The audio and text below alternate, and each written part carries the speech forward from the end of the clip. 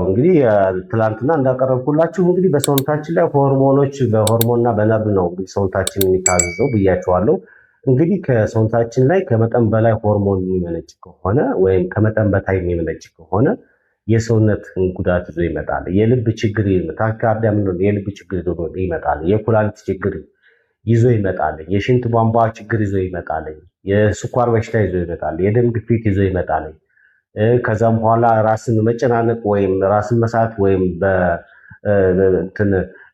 ሳይካትሪክ ወይም የጭንቀት ምልክቶች ወይም ራስን ስቶ ከኖርማል ፋንክሽናሉ ለየት ያለ ነገሮች አክት ማድረግ ነገር ያመጣል እና ለካንሰርም ይዳርጋል። እንደዚህ ነገሮች ሁሉ ሊመጡ የሚችሉት እንግዲህ ሆርሞኑ በመጠኑ በሰውነታችን ላይ ልኬት አለው። እያንዳንዱ መጠን መመረት ያለበት ከዛ መጠን በላይ ሲመረትና ከዛ በታች ሲመረት በሰውነታችን ሁከት አለ።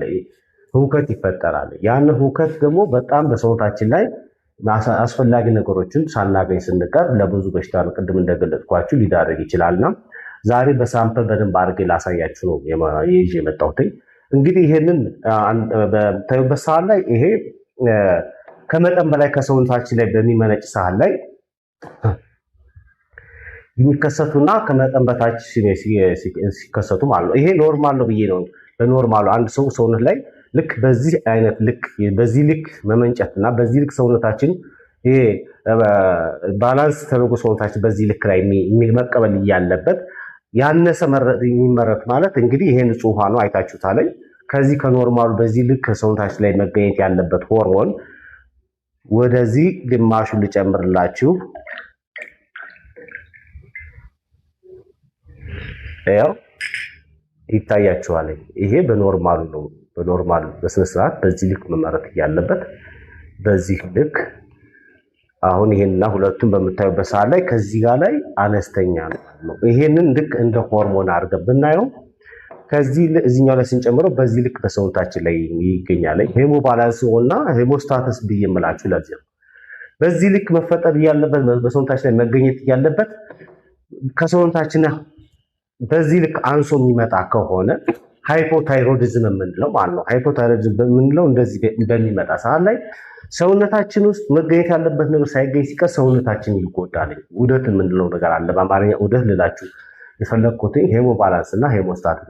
ሰውነታችን ሁል ጊዜ ባላንስ ማድረግ ይፈልጋል። ስለዚህ ምን ያደርጋል? ይሄ ሰውነታችን ከሰውነታችን ውስጥ ተጨማሪ ነገሮችን ለማግኘት ሲል ከኛ ከሰውነታችን አካል ላይ አሁን እንደ ካልሲየም፣ ፖታሺየም የምናቸው ነገሮች አሉ።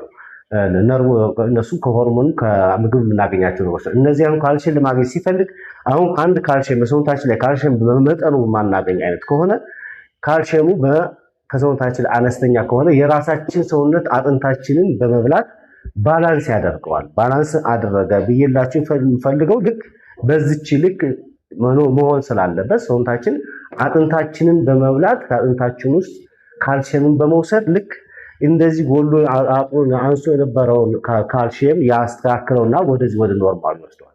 ብንችል ከውጭ የምንመገብለት ከሆነ ከውጭ የምንሰጠው ከሆነ በኖርማሉ ከውጭ የሚገባውን እንጠቀመው። ከውጭ የማንሰጠው ከሆነ የራሳችን አካል በመብላት ሄሞ ባላንስ ወይም ሄሞስታትስ በምንለው ባላንስ አድርጎ ያስቀምጠዋል። ልክ እንደዛም ሁሉ ይሄንን ባላንስ ለማድረግ ሲል ሰውነታችን ሁከት ይፈጥረዋል።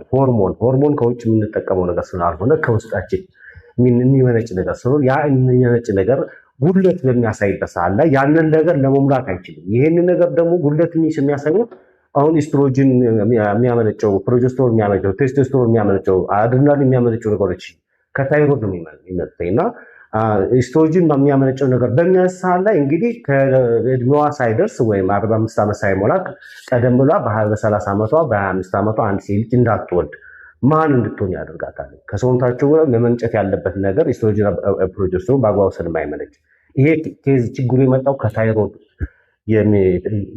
የማመንጨት አቅም መቀነስ ጋር የተያያዘ ነው። የማመንጨት አቅም ደግሞ ሲጨምር ደግሞ የልብ በሽታ ይዞ ይመጣል።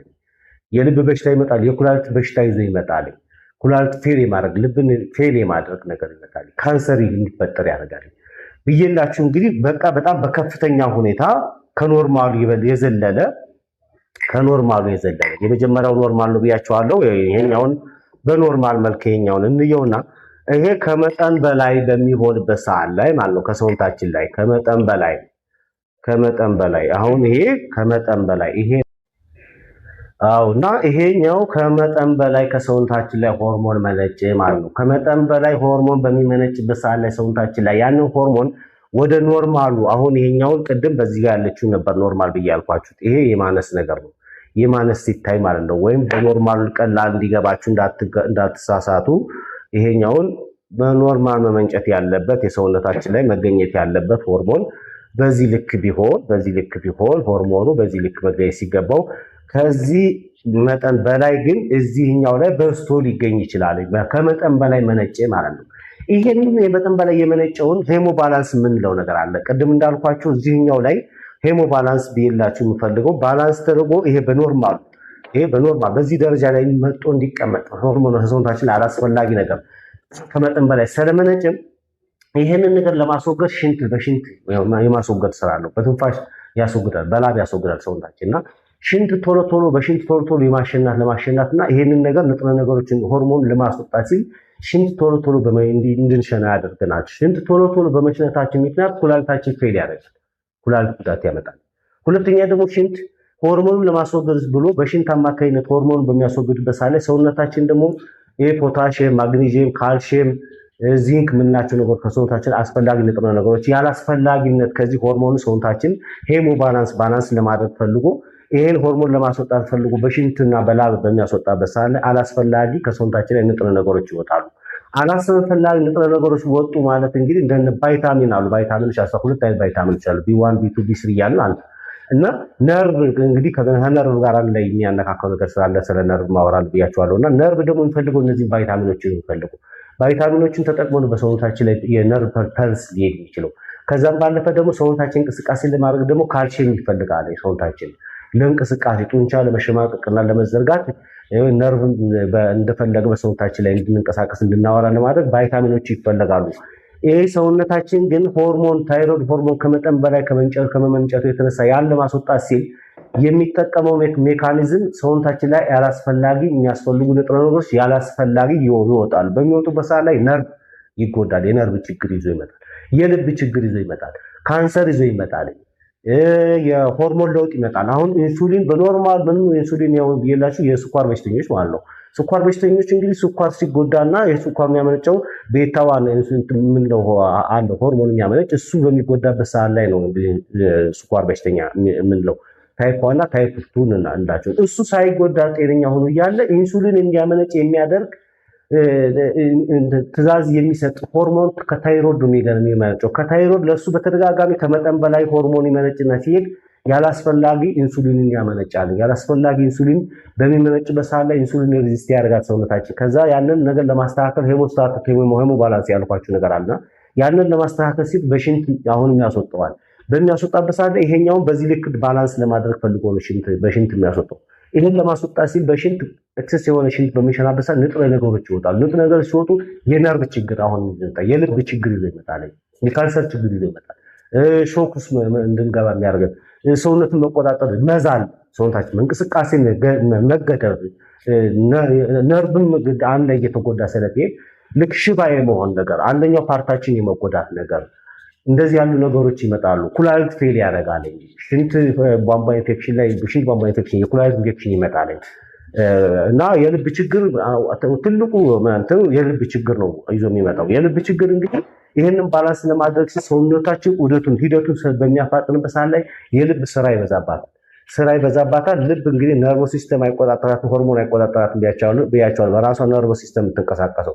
ስለዚህ ያንን ስራ ይበዛባታል። ቶሎ ቶሎ ያንን ነገር ለማስወገድ ስትል ስራ ሲበዛ ጡንቻ ስፖርት የሚሰራ ሰው ጡንቻው እንደሚጠነክረው ሁሉ የልብ ጡንቻ እየጠነከረ ይሄዳል ከመጠን በላይ ስለምትሰራ። ከዛ መጨረሻ ላይ ሄርት ፌለር የምንለው ነገር ይመጣል። ልብ ስራ ማቆም ነገር ይመጣል። የልብ ጉዳት ይመጣል።